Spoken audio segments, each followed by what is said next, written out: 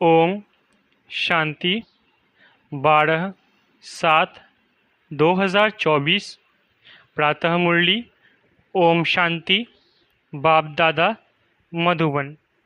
बाबा आज कह रहे हैं, मीठे बच्चे, तुम्हें साहिबजादे सो शहजादे बनना है। इसलिए याद की यात्रा से अपने विकर्मों को भस्म करो। मीठे बच्चे, तुम्हें साहिबजादे सो शहजादे बनना है।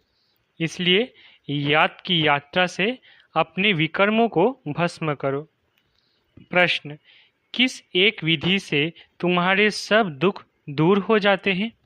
उत्तर, जब तुम अपनी नज़र बाप की नज़र से मिलाते हो तो नज़र मिलने से तुम्हारे सब दुख दूर हो जाते हैं, क्योंकि अपने को आत्मा समझकर बाप को याद करने से सब पाप कट जाते हैं। यही है तुम्हारी याद की यात्रा। तुम देह के सब धर्म छोड़ बाप को याद करते हो, जिससे आत्मा सत्वप्रधान बन जाती है। तुम सुखधाम के मालिक बन जाते हो। ओम शांति। शिव भगवानुवाच, अपने को आत्मा समझकर बैठो। बाप फरमाते हैं, शिव भगवानुवाच माना ही शिव बाबा समझाते हैं। बच्चे, अपने को आत्मा समझकर बैठो, क्योंकि तुम सब ब्रदर्स हो। एक ही बाप के बच्चे हो। एक ही बाप से वर्षा लेना है, हूबहू जैसे 5000 वर्ष पहले बाप से वर्षा लिया था। आदि सनातन देवी देवताओं की राजधानी में थे। बाप बैठ समझाते हैं, तुम सूर्यवंशी अर्थात विश्व के मालिक कैसे बन सकते हो? मुझ अपने बाप को याद करो। तुम सब आत्माएं भाई भाई हो। ऊंच से ऊंच भगवान एक ही है। उस सच्चे साहिब के बच्चे साहिबजादे हैं। ये बाप बैठ समझाते हैं। उनकी श्रीमत पर बुद्धि का योग लगाएंगे तो तुम्हारे सब पाप कट जाएंगे, सब दुख दूर हो जाएंगे। बाप से जब हमारी आंखें मिलती है तो सब दुख दूर हो जाते हैं। आंखें मिलाने का भी अर्थ समझाते हैं। अपने को आत्मा समझ बाप को याद करो। यह है याद की यात्रा। इसको योग अग्नि भी कहा जाता है। इस योग अग्नि से तुम्हारे जो जन्म जन्मांतर के पाप है वो भस्म हो जाएंगे। यह है ही दुग्धाम। सभी नरकवासी है। तुमने बहुत पाप किए हैं। इसको कहा जाता है रावण राज्य।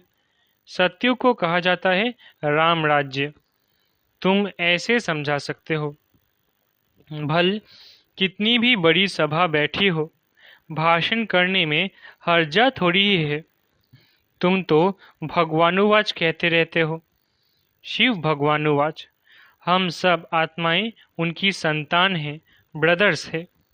बाकी श्री कृष्ण की कोई संतान थे ऐसे नहीं कहेंगे, न इतनी रानियां ही थी। श्री कृष्ण का तो जब स्वयंवर होता है नाम ही बदल जाता है। हाँ, ऐसे कहेंगे लक्ष्मी नारायण के बच्चे थे। राधे कृष्ण ही स्वयंवर के बाद लक्ष्मी नारायण बनते हैं, तब एक बच्चा होता है, फिर उनकी डिनाइस्टी चलती है। तुम बच्चों को अब मामेकम याद करना है। देह के सब धर्म छोड़ो, बाप को याद करो तो तुम्हारे सब पाप कट जाएंगे। सत्वप्रधान बन स्वर्ग में जाएंगे। स्वर्ग में कोई दुख होता नहीं। नरक में अथाह दुख है, सुख का नाम निशान नहीं। ऐसी युक्ति से बतलाना चाहिए। शिव भगवानुवाच, हे बच्चों, इस समय तुम आत्माएं पतित हो, अब पावन कैसे बने? मुझे बुलाया ही है, हे पतित पावन आओ। पावन होते ही है सत्युग में, पतित होते हैं कलयुग में। कलयुग के बाद फिर सत्युग जरूर बनना है। नई दुनिया की स्थापना, पुरानी दुनिया का विनाश होता है। गायन भी है ब्रह्मा द्वारा स्थापना। हम ब्रह्मा कुमार कुमारियां एडॉप्टेड चिल्ड्रन हैं। हम हैं ब्राह्मण चोटी। विराट रूप भी है ना। पहले ब्राह्मण जरूर बनना पड़े। ब्रह्मा भी ब्राह्मण है, देवताएं है ही सतयुग में। सतयुग में सदा सुख है, दुख का नाम नहीं। कलयुग में अपरम अपार दुख है, सब दुखी है। ऐसा कोई नहीं होगा जिसको दुख ना हो। ये है रावण राज्य। ये रावण भारत का नंबर 1 दुश्मन है। हर एक में 5 विकार है। सत्युग में कोई विकार नहीं होते। वो है पवित्र गृहस्थ धर्म। अभी तो दुख के पहाड़ गिरे हुए हैं और भी गिरने हैं। यह इतने बॉम्बजादी बनाते रहते हैं, रखने लिए थोड़ी ही है। बहुत रिफाइन कर रहे हैं, फिर रिहर्सल होगी, फिर फाइनल होगा। अभी समय बहुत थोड़ा है। ड्रामा तो अपने समय पर पूरा होगा ना। पहले पहले शिव बाबा का ज्ञान होना चाहिए। कुछ भी भाषण आदि शुरू करते हो तो हमेशा पहले पहले कहना है शिवाय नमः, क्योंकि शिव बाबा की जो महिमा है वो और कोई की नहीं हो सकती। शिव जयंती ही हीरे तुल्य है। श्री कृष्ण के चरित्र आदि कुछ है नहीं। सतयुग में तो छोटे बच्चे भी सतोप्रधान ही होते हैं। बच्चे में कोई चंचलता आदि नहीं होती। श्री कृष्ण के लिए दिखाते हैं, मक्खन खाते थे, ये करते थे। ये तो महिमा के बदले और ही ग्लानि करते हैं। कितना खुशी में आकर कहते हैं ईश्वर सर्वव्यापी है, तेरे में भी है, मेरे में भी है। ये बड़ी भारी ग्लानि है। परंतु तमो प्रधान मनुष्य इन बातों को समझ नहीं सकते। तो पहले पहले बाप का परिचय देना चाहिए। वो निराकार बाप है, जिनका नाम ही है कल्याणकारी शिव, सर्व का सद्गति दाता। वो निराकार बाप सुख का सागर, शांति का सागर है। अब इतना दुख क्यों हुआ है? क्योंकि रावण राज्य है। रावण है सबका दुश्मन। उसको मारते भी है, परंतु मरता नहीं। यहाँ कोई एक दुख नहीं है, अपरम अपार दुख है। सतयुग में है अपरम अपार सुख। 5000 वर्ष पहले बेहद के बाप के बच्चे बने थे और ये वर्षा बाप से लिया था। शिव बाबा आते हैं जरूर, कुछ तो आकर करते हैं ना। एक्यूरेट करते हैं, तब तो महिमा गाई जाती है। शिवरात्रि भी कहते हैं, फिर है श्री कृष्ण की रात्रि।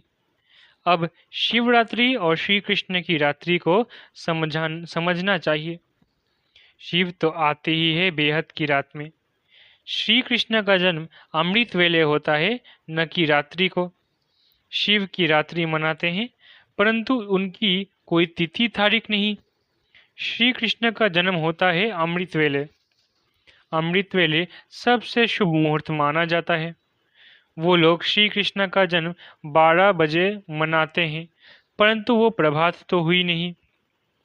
प्रभात सवेरे 2-3 बजे को कहा जाता है, जबकि सिमरन भी कर सके। ऐसे थोड़ी है 12 बजे विकार से उठकर कोई भगवान का नाम भी लेते होंगे। बिल्कुल नहीं। अमृत वेले 12 बजे को नहीं कहा जाता। उस समय तो मनुष्य पतित गंदे होते हैं, वायुमंडल ही सारा खराब होता है। 2:30 बजे थोड़ी ही कोई उठता है। 3-4 बजे का समय अमृत वेला है। उस समय उठकर मनुष्य भक्ति करते हैं। ये टाइम तो मनुष्यों ने बनाए हैं, परंतु वो कोई समय है नहीं। तो तुम श्री कृष्ण की वेला निकाल सकते हो, शिव की वेला कुछ भी नहीं निकाल सकते। ये तो खुद ही आकर समझाते हैं। तो पहले पहले महिमा बतानी है शिव बाबा की। गीत पिछाड़ी में नहीं, पहले बजाना चाहिए। शिव बाबा सबसे मीठा बाबा है, उनसे बेहद का वर्षा मिलता है। आज से 5000 वर्ष पहले ये श्री कृष्ण सतयुग का पहला प्रिंस था। वहाँ अपरम अपार सुख थे।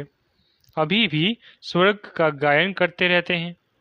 कोई मरता है तो कहेंगे फलाना स्वर्ग गया। अरे अभी तो नरक है। स्वर्ग हो तो स्वर्ग में पुनर्जन्म ले सके। समझाना चाहिए, हमारे पास तो इतने वर्षों का अनुभव है। वो सिर्फ 15 मिनट में तो नहीं समझा सकते, इसमें तो टाइम चाहिए। पहले पहले तो 1 सेकंड की बात सुनाते हैं।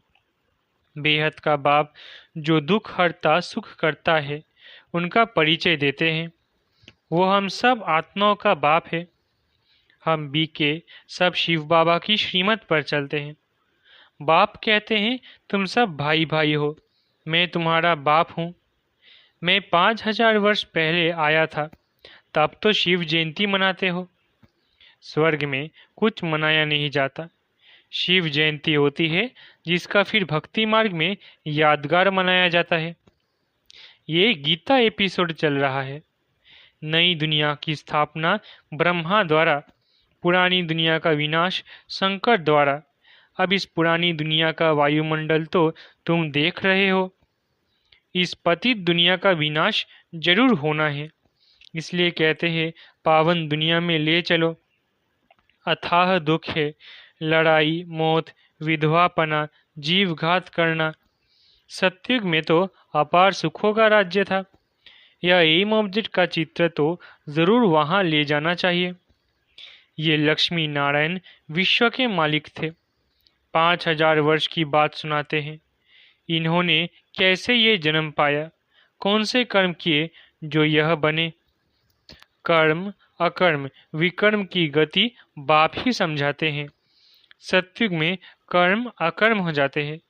यहाँ तो रावण राज्य होने के कारण कर्म विकर्म बन जाते हैं, इसलिए इसको पाप आत्माओं की दुनिया कहा जाता है। लेन देन भी पाप आत्माओं से ही है। पेट में भी बच्चा होता है तो सगाई कर देते हैं। कितनी क्रिमिनल दृष्टि है। यहाँ है ही क्रिमिनलाइज्ड। सत्युग को कहा जाता है सिविलाइज्ड। यहाँ आंखें बहुत पाप करती है, वहाँ कोई पाप नहीं करते।